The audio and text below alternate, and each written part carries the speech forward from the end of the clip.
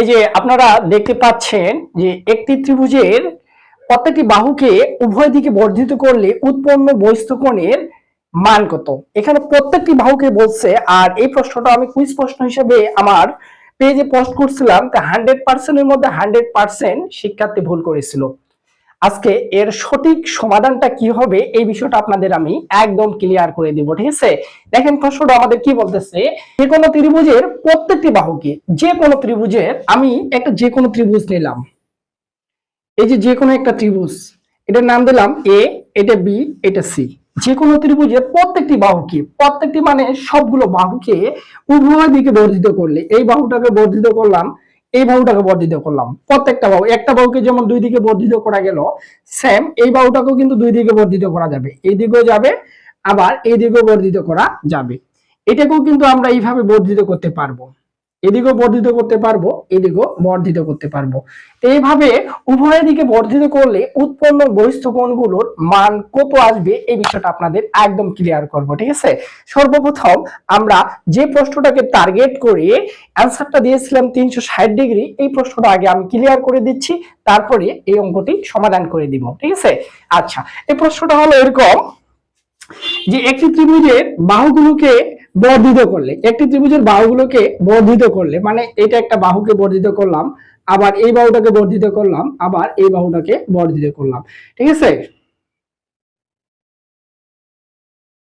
এই যে এখানে কিন্তু আমরা উভয় দিকে বর্ধিত করে নাই, এটা এ, এটা বি, এটা সি, জাস্ট একদিকে করে বর্ধিত করছে, উভয় দিকে বর্ধিত করা হয় নাই। একদিকে করে বর্ধিত করার পরে এখানে উৎপন্ন যে বহিস্থ কোণগুলো উৎপন্ন হয়েছে সেই কোণগুলোর নাম হলো, এটা একটা উৎপন্ন কোণ বহিস্থ, এটা একটা উৎপন্ন বহিস্থ কোণ, এটা একটা উৎপন্ন বহিস্থ কোণ। আচ্ছা, আমি কিছুক্ষণের জন্য ধরে নিলাম যে এটা হলো পি আর এটা হলো আমাদের আর। ঠিক আছে, তাহলে আমি এই বহিস্থ কোণের মানটা যদি বের করতে চাই, এই বহিস্থ কোণের মানটা কি হবে বলেন তো, যে কোণ বি সমান আমরা লিখতে পারি তার বিপরীত দুটি অন্তঃস্থ কোণের যোগফলের সমান। তাহলে বিপরীত দুটি অন্তঃস্থ কোণ কি কি আছে, একটা হলো পি কোণ আর একটা হলো জাস্ট কিউ কোণ। আমি যদি এই বহিস্থ কোণটার মান বের করতে চাই কোণ সি, তাহলে এর বিপরীত দুটি অন্তঃস্থ কোণ, একটা হলো আমাদের পি আর একটা হলো আমাদের কি জাস্ট আর। একইভাবে আমি যদি এই বহিস্থ কোণের মান বের করতে চাই, তাহলে এ কোণের মানটা কি হবে আমাদের, যে এর সাথে যে কোণটা থাকবে এটা বাদে বাকি যে দুটি কোণ থাকবে এই দুটি কোণের যোগফলের সমান। তাহলে আমরা লিখতে পারি কিউ প্লাস আর। এবার আমি যদি তিনটা বহিস্থ কোণ যোগ করি, তাহলে এখানে পাচ্ছি কত বলেন তো, কোণ এ প্লাস কোণ বি প্লাস কোণ সি, তিনটা বহিস্থ কোণের মান আমরা পাচ্ছি। প্রত্যেকটারে দ্বিগুণ করি, তার মানে আমরা লিখতে পারি টু কোণ পি প্লাস কিউ প্লাস আর। ঠিক আছে, আর পি প্লাস কিউ প্লাস আর একটা ত্রিভুজের তিনটা কোণ, এই যে তিনটা কোণ যদি আমি যোগ করি 180 ডিগ্রি হবে, 180 ডিগ্রি হবে।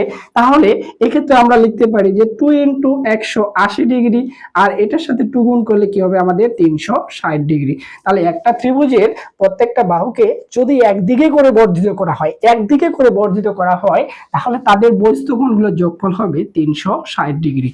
কিন্তু আমার প্রশ্নটা ছিল যে তাদেরকে উভয় দিকে বর্ধিত করতে হবে, প্রত্যেকটা বাহুকে উভয় দিকে যদি বর্ধিত করি তাহলে দুটা করে বহিস্থ কোণ পাচ্ছি, এদিকে একটা এদিকে একটা, কারণ এটাও বহিস্থ কোণ এটাও বহিস্থ কোণ। ঠিক আছে, এদিকেও আমরা দুইটা পাবো, এখানেও আমরা দুইটা বহিস্থ কোণ পাবো, তাহলে মোট 6টা বহিস্থ কোণ উৎপন্ন করবে।